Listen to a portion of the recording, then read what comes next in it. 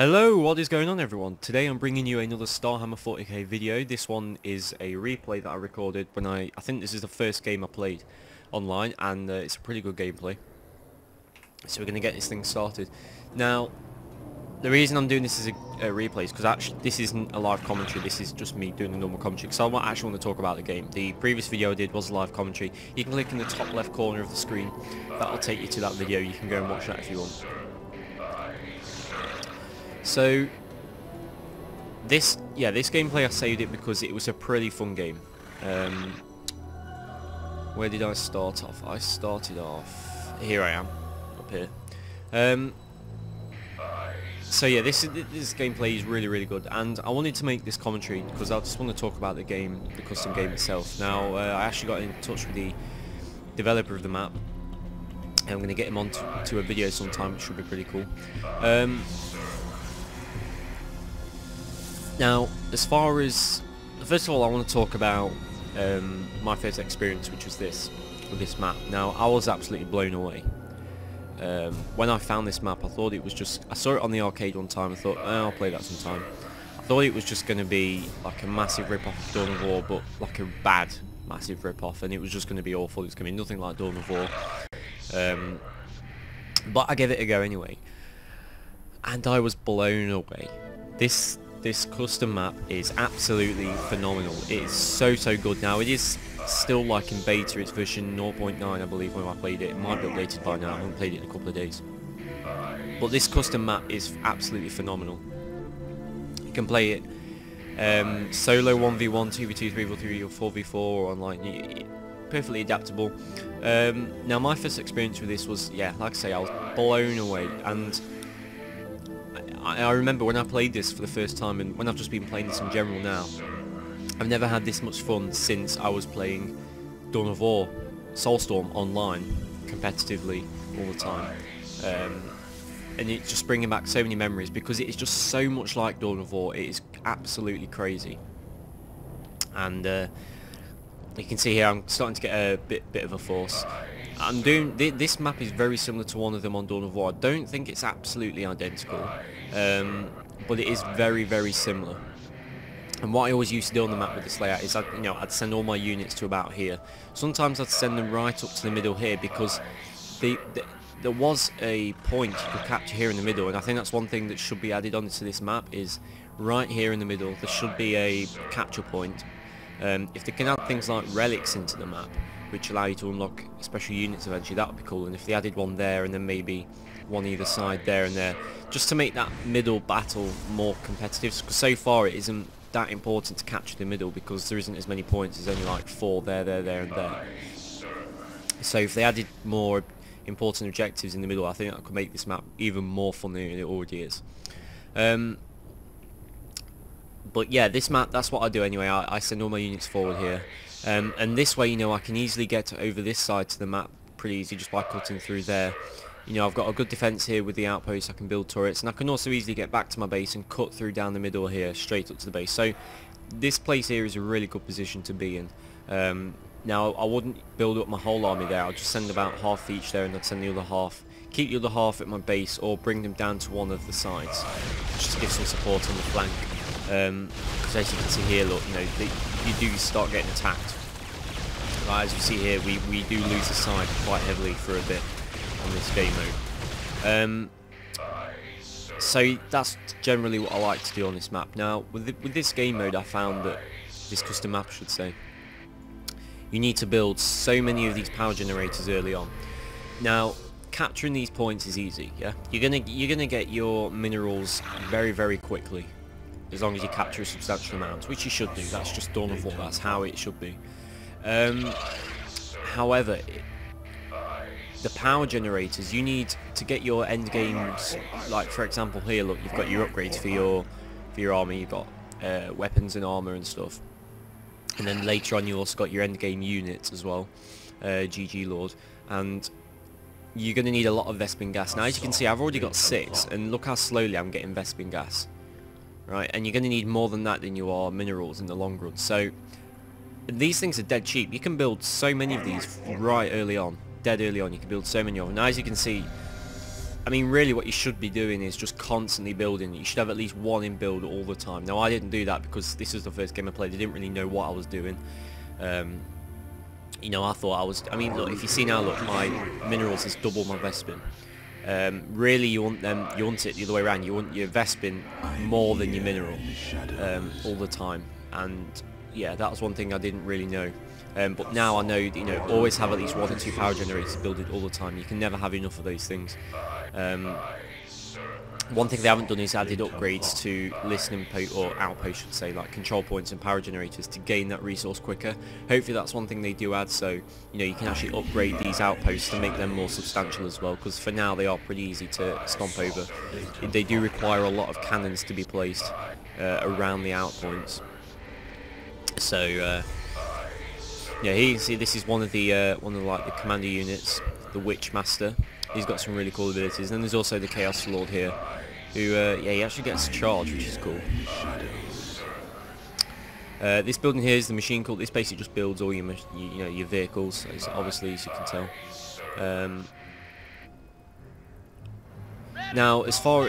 Oh, actually, what unit did I get? Oh, no, that was someone else. If we move over to the action here in the middle, you can see, look, now... We sort of started defending the middle, but you can see Blue's moving up some units. Grey's got a lot of units as well. They're pushing over to the left. Soon enough, we're going to get pushed. So we didn't really know about this because, as you can see, I didn't scout much. I was just trying to build up a big death ball. But as you can see, that's what they were doing as well. Now we do actually manage to fend off this battle. So as you can see, Blue's moving back and he's going to try and go around the left flank. Now, there's probably 2 reasons why I did this if we pause a sec. So, either Blue did 2 things. He either knows this map pretty well from actually playing Dawn of War and thought, I'm going to have stuff here, right? Because everyone does that. Now, their side, they didn't actually do that. They haven't got any units there. Which was quite shocking, but but Grey had all his units there. So, you know... I mean, you could still get across the middle pretty quick from there. So Blue either thought, you know, I'm going to have an army here, so I'm not going to go that way. Now, they had previously sent some scouts here on the left, and they saw that, you know, this guy's defences weren't that high. So he probably thought it was going to be best to come round, because then as well, if he came round here to attack this side, then if I came round here to help defend this guy who hasn't really got an army at all, then it'll leave the middle completely vulnerable, and then Grey could move his units through the middle and attack me, and also do a side attack on purple as well, and just completely skip out red. So that was quite a smart move, and we'll see how it goes. So Blue's pushing up here now. At this point I saw him, but I don't think I actually defended. I think I kept my army there because I sort of knew that if I did move across there, it would leave the middle, well, this sort of general area completely vulnerable. That sort of whole area would just be open to attack. I knew that Grey had an army here. You know, I did know we had some defence here, but then if we all pushed in to move that, then, you know, this side would just be so vulnerable. But, you know, we actually held this side a bit. Now, Green's sending up more units. I didn't know this at the time. As you can see, I'm still keeping my army there. At this point, now, this is when Grey comes, and also Yellow is attacked. Now, I do send my army over, yeah, here we go. And this was probably the right thing to do, because as you can see now, Grey's being pincered in by me and the red dude. The Yellow's army was pretty much destroyed very quickly, and we were pushing back. Now, this was the point where I knew that if we could wipe out Grey's army, we had to keep on pushing. The reason for that is because Green and Blue just had their army near enough wiped out, so they haven't got an army. Yellow's army has been wiped out. Grey's army has been wiped out. They haven't got much of a defence. This was the time to start pushing up, which is what we did, and it pretty much won us the game. So it really just shows in Dawn of War especially, and I think it's the same in most RTS, is whoever attacks first, if you fail that initial attack, then you've got a much higher chance of being counter-attacked and actually losing from that counter-attack. So, yeah, as you can see, look, I've hardly got any of these power generators. Now, if you have a look at the other players, look how much they've got. Actually, great. Where's Grace? Has he even got any power? Oh, yeah, he hasn't got much. Blue's got a bit more. So is Green, but yeah. power generators all the way forward. So as you can see, we counter-attacked and we pushed up pretty far. Now I'm keeping some of my units back at the base just in case if blue, as you can see here, blue were just leaking units through, trying to counter-attack with a little army, but we know we did defend and we also wiped out grey. So this is a pretty smart move. As you can see, grey left, yellow also left. So it was pretty much GG at this point, and this was a really fun game. And I think the reason I wanted to show this gameplay as well is not only because we won, it just shows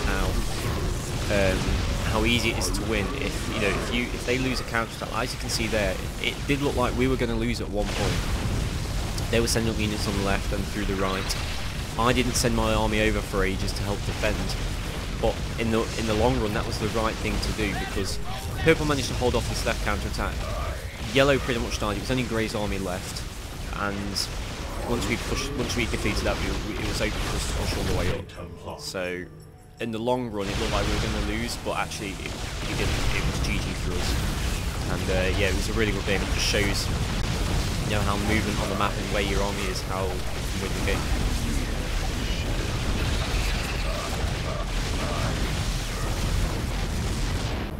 So there it is, there's the end game, and that was the end of that battle. So overall I'm just falling in love with this map. I'm so happy that this map is in the game. It is a really, really fun map, and if any of you have ever played Dawn of War, then go play. And if you've got Starcraft 2, go play this map. Really, really do. You'll feel right at home straight away. There is a couple of different things, like I say, you do need a lot of power generators. There's a lot of features in this as well that aren't in Dawn of War yet, but it is only in the beta version of the map, version 0.9. So hopefully a lot of stuff gets added in the future. And one thing I would like to see, really, again, like I said, is a capture point.